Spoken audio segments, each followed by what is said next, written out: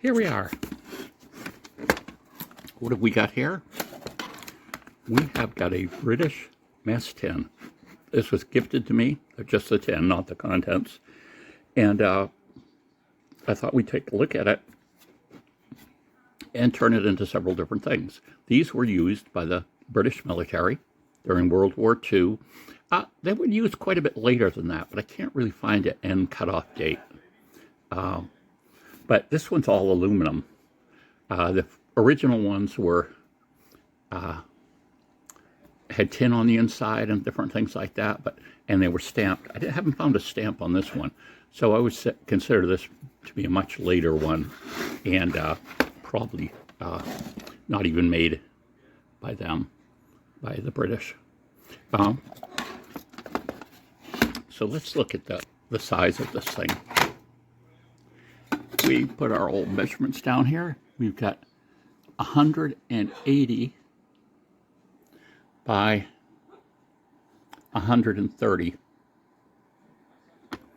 And these cups nest. In other words, there's this one and another one inside. So you would move the handle, and then this comes off. Now it's interesting. I checked this out, and this holds a liter of liquid, which is a handy measurement to have. You know, water purification tablets are usually based off a liter. A lot of things are. And so, now, first thing any survival kit should have like this is a bag, a plastic bag. Why does it have a plastic bag? Because if you want to use these pans, you've got to put the stuff that's in it somewhere. Now, normally, this isn't what a soldier would have in it. This is kind of turned into a kind of survival kit. So let's get this stuff out of it. So now we have the tins separated. And they both have the same type of handle arrangement. I'm just going to, put the pen in here. I'm just going to double check. I didn't see any type of stamp information on it anywhere. Any make or mark or whatever. That's what I'm saying. I wonder. But, and of course, with military stuff, you could say this is over-designed. This could be one from World War II, and it wouldn't show any signs of wear, hardly any.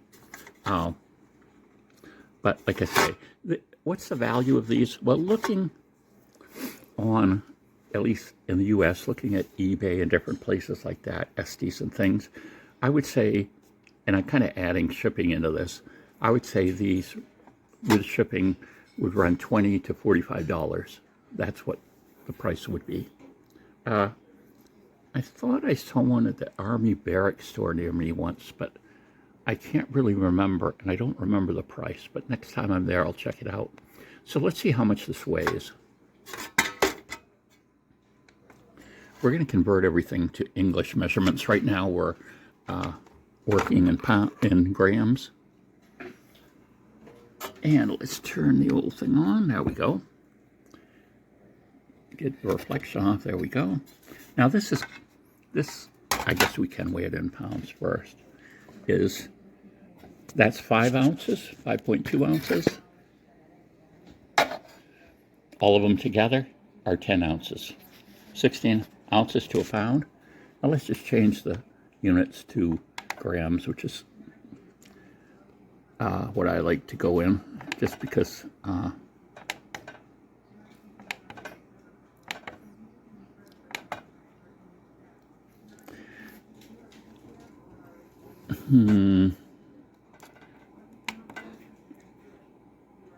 oh, yeah, I went too far. It's basically about 1,000 grams.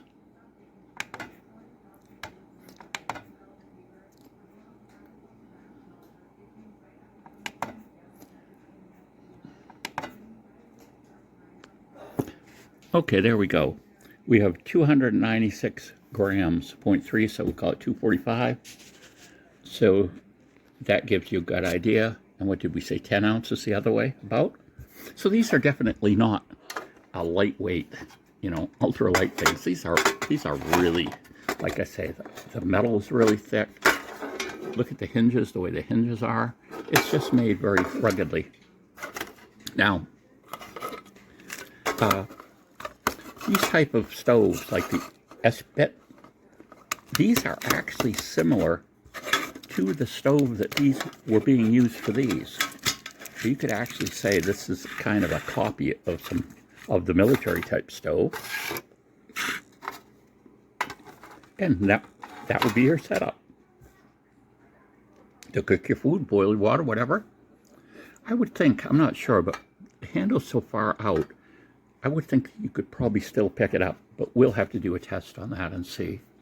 But so first, I guess I wanted to show that.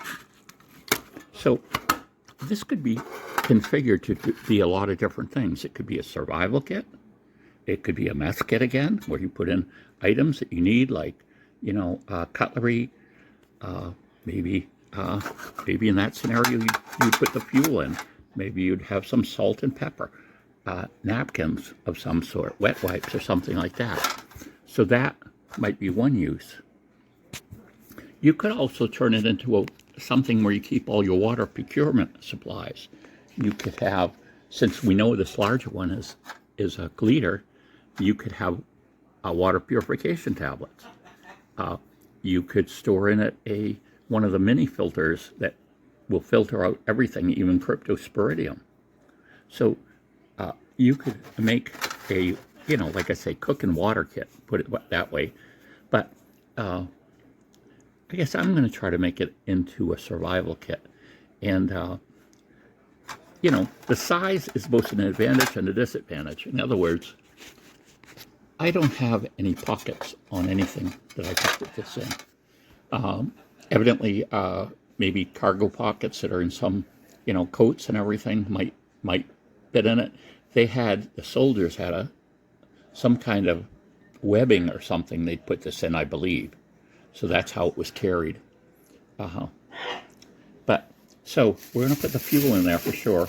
We're going to talk about different things as we go along, and we make this series of videos about it. Now, you know, a lot of survival kits are out there, and one of the items they really are cheap about is the knife. So here, we're going to make this, we're going to add $100 to this price of the kit. Now we're going to put this on the top so we can access it easy, but we're going to have a Leatherman Wave Plus. Now, if you're not familiar with it, this comes in a silver version too, one-handed opening. It's got the, and you can close it with one hand as long as you're careful about where you're putting your fingers. This is, I guess, the most popular plier type, a multi-tool, probably in the world. This is far outsold any other ones. And that's why I think it's a good shot for this kit. Now, some people say, no, you want a bushcraft knife or something. Well, a bushcraft knife isn't really going to fit in here, but this will. And when you're looking at what you might consider a real survival situation, you might need something with a screwdriver. You might need something with a file. You might need something with a Phillips head. You know, there are different tools on here that can be used for a lot of different purposes. The saw is excellent to strike a ferro rod with.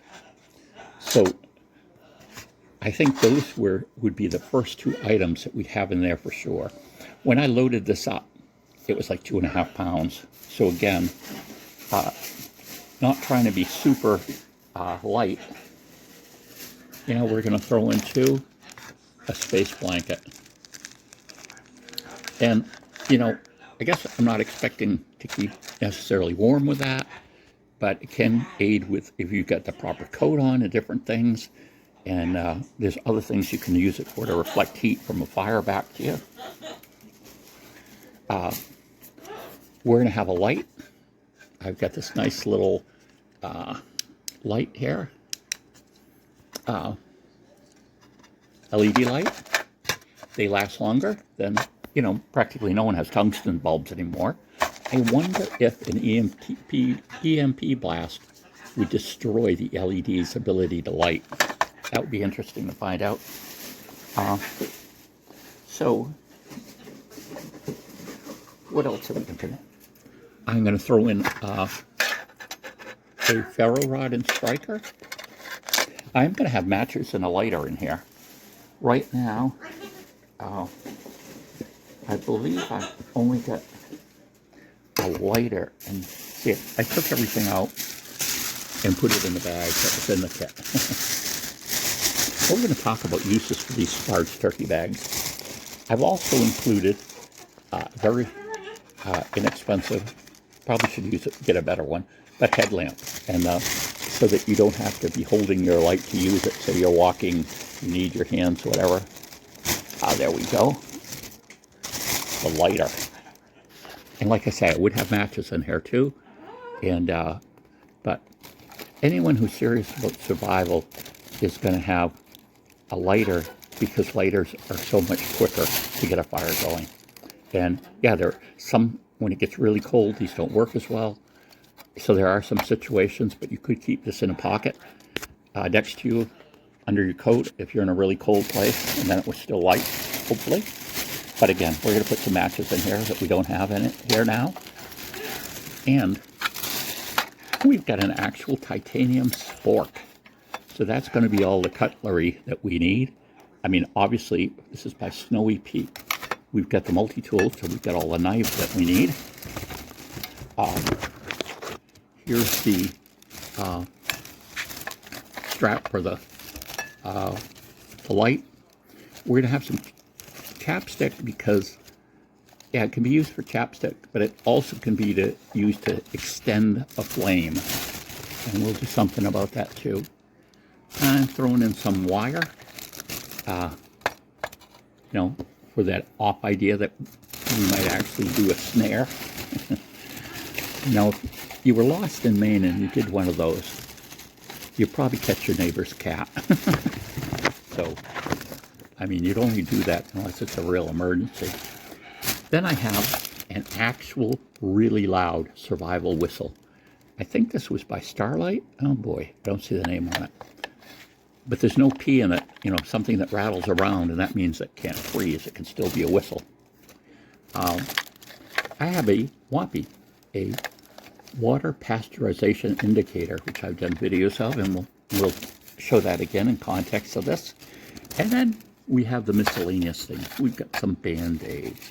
We've got some antibiotic wipes. We've got some triple, you know, Neosporin type, you know, 3 things, a quick fat guide of some of the medicines that's in there. And of course, we're going to have a compass. And you know, I gotta say something about this compass. There's no brand name on this, which is too bad because this was really cheap. It's liquid filled, and I've had it forever, and no bubbles have formed.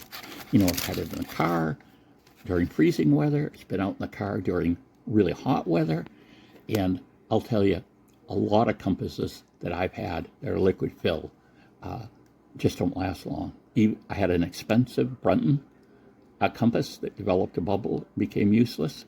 And I've had some less expensive liquid filled ones, and they've become useless because of the size of the bubble it forms. A small bubble you can deal with because you can still maneuver it around and see if it's actually, you know, happy with the direction it's being allowed to point, but it's much better to have one that doesn't do that. And that would be a good reason for, in a long-term kit, skipping this idea at all and have a compass that isn't liquid filled. Okay. Oh, we threw in this little toilet paper from MRE, which I don't know how you could go to the bathroom with this little bit of toilet paper, but there it is. You could use it for something else. So things that I think I'm obviously missing here, and you can comment below. I want to have some paper in here and something to write with. We need the matches. We'll probably get the Storm matches or the Strike Anywhere matches and put them in there.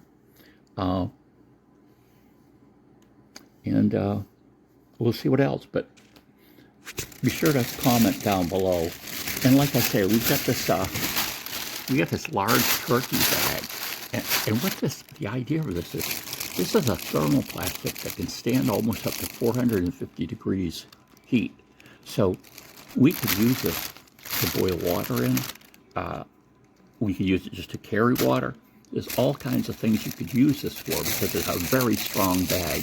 Now, probably like Mylar, if you get a hole in it, it's probably going to rip quickly, so you want to try to avoid that. But this size bag, I can just see a lot of uses for. You could stuff it with leaves and use it as a pillow. I mean, that's just all kinds of things. So we're going to do turkey bag survival episodes and see what we come up with. But there you go. And like I say, this is more of an impulse. I just quickly took some things I had, in different places and put them in, so I could say, yeah, there we go. We got something. And comment below what you think is missing, something that you like that's in here that isn't in your kit. And like I say, this would be, you need to have either put this in a pack, or maybe it would stay in your car, whatever, because it's normally going to be slightly too big to carry with you, because you don't want your hand full of something when you're in a situation like that, because you're going to have to, use your hands for other things. But there we go. And again, this was about 2.5 pounds altogether when I weighed everything. And let me know what you think, and we'll try some refining what's in here, and we'll also try just turning it more into just a cook kit, or a water kit and cook kit with a Sawyer type filter and things like that. Oh, and just a quick remark, of course, we're missing any type of cordage. So we got to include that. And then too, we might put some duct tape, either small roll-in pieces in here, or we might wrap some on the sides. As it is now, these kits can come apart, so we could wrap some duct tape around it to keep everything together as well.